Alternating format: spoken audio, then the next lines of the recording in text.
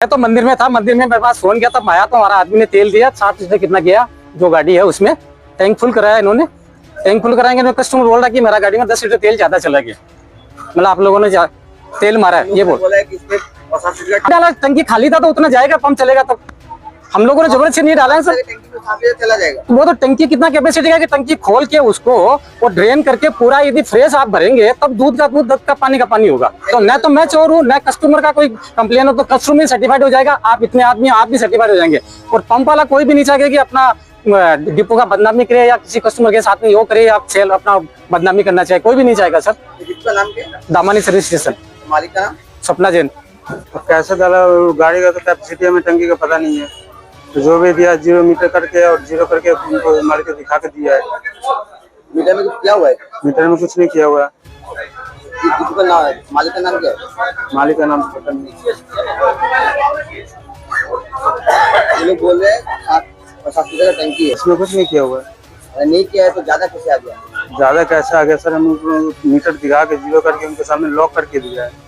আজি আমি এই বন্ধু তেখেতসকল লিডুৰ পৰা আহিছিল। আজি শিৱসাগৰত আছিলে, আমি তিতাবৰলৈ কমিউনিষ্ট পাৰ্টি সন্মিলনলৈ গৈ আছিলোঁ।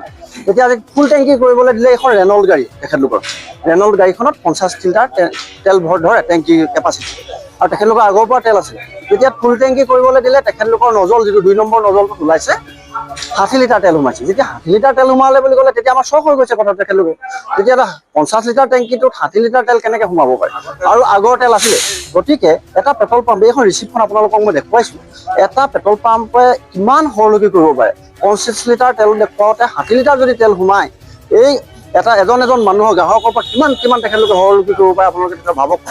গতিকে এই শিৱসাগৰ টাউনৰ ভিতৰৰ দামানী ছাৰ্ভিচ ষ্টেচন চাৰিআলিৰ ওচৰৰ সমীপৰ এইটো এই পেট্ৰল পাম্পৰ বিৰুদ্ধে আমি এইকাৰণে FIR দিছোঁ। এতিয়া এই পুলিচ আহিছে, FIR আমি দিছোঁ, আৰু ইয়াৰ ওপৰত এটা বিহিত ব্যৱস্থা হ'ব লাগিব। আৰু অতি শীঘ্ৰে এইটো চিল কৰি 2 নম্বৰ যিটো নজল পুলিচে চিল কৰি এইটো ক্ল'জ কৰিব লাগিব, আৰু এই পেট্ৰল পাম্পটো বন্ধ কৰিব লাগিব। আৰু এটা এনকুৱাৰী নোহোৱালৈকে এইটো কেতিয়াও খুলিবলৈ যাতে নিদিয়ে। এইটো যি ধৰণৰ ঘটনা কৰিছে, এজন মানুহৰ পৰা যদি 10 লিটাৰকৈ তেল তেখেতলোকে সৰলকি কৰে, তেতিয়াহ'লে সাধাৰণ মানুহৰ পৰা কিমান দিনটো সৰলকি কৰি আছে। ইয়াৰ ওপৰত এটা বিহিত ব্যৱস্থা হ'ব লাগিব। তেখেতলোকে এতিয়া পুং ফাং বকিছে, মেনেজাৰে কিবা কিবি উল্টা পুল্টা কথা কৈছে, কিন্তু কথাটো হ'ল এইখন তেখেতলোকৰ স্লিপ, আৰু 50 লিটাৰ তেল য'ত সোমাই তেখেতলোকে 60 লিটাৰ তেল সোমোৱা বুলি সৰলকি কৰিছে। গতিকে ইয়াৰ ওপৰত আপোনালোকেও সংবাদ মাধ্যমক আমি অহাৰ কাৰণে ধন্যবাদ জনাইছোঁ। ইয়াৰ ওপৰত এটা আপোনালোকেও জোৰ দিয়ক, এই বিষয়টো জনমানসকল আহক, আৰু এই বহিৰাগত ব্যৱসায়ীবোৰে আমাক কি ধৰণে লুণ্ঠন কৰিছে তাৰ ওপৰত এটা ব্যৱস্থা হ'ব লাগে, এই আমি আহ্বান ৰাখিছোঁ।